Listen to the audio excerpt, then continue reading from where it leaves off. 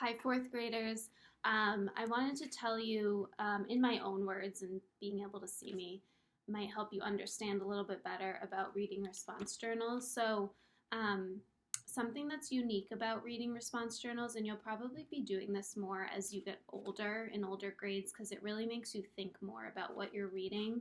Um, but something unique about them is that you're responding to a prompt that I assign, and then I get to respond back to you.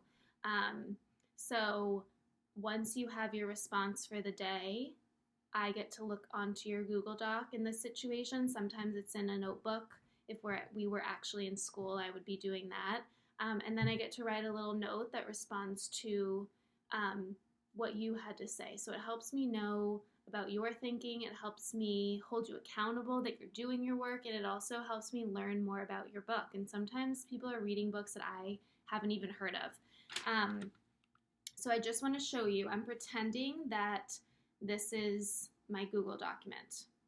I don't have a Google document that I can hold in front of you, so I'm using just a plain sheet of paper. And I have all of these directions in the agenda as well. So at the top of your Google document, you're going to write the date first. Then you are going to write the title of your book and the author. Those two things are always at the top of your reading response journal.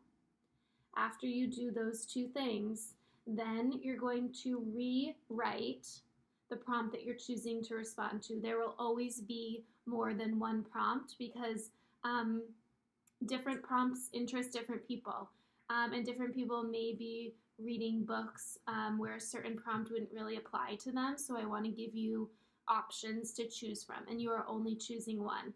So for this, I chose, what advice would you give a character in your book? And again, that helps me see, okay, this is what they chose, and this is what I'm expecting to have them respond to.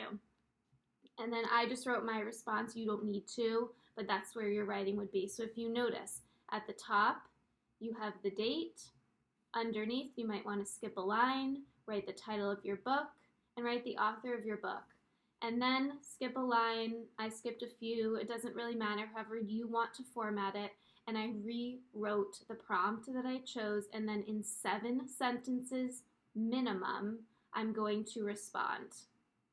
7 sentences minimum. It can be definitely longer. It should not be one whole page. It can be 10 sentences. It can be 2 paragraphs, but it has to be at least 7 sentences. If it is not, I will note that, and I'll make you add a little bit more the next time. So again, this is something that helps us share between each other. It's cool to have a conversation. If I comment on something that you wrote about, you could always write back.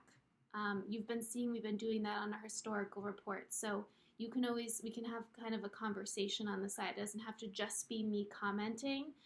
You can write something back to my response to your writing as well. I think this will be really fun.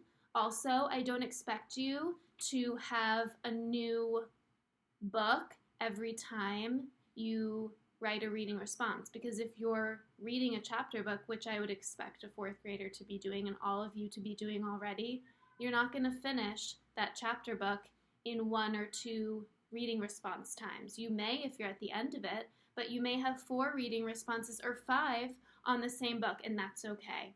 I would expect that.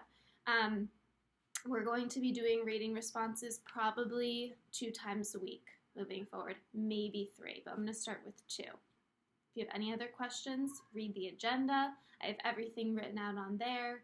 You can rewatch this video, or you can always email me, or you can talk to me at your conference today. Bye.